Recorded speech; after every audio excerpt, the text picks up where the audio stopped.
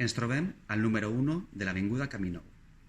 És ací on es va instal·lar la destil·leria El Lorito, fundada per Fulgencio Paluzie i adquirida a principis del segle XX pels germans Carbonell, qui van diversificar la producció amb licors d'anís, cremes, xarops i aiguardents de canya, és a dir, rom.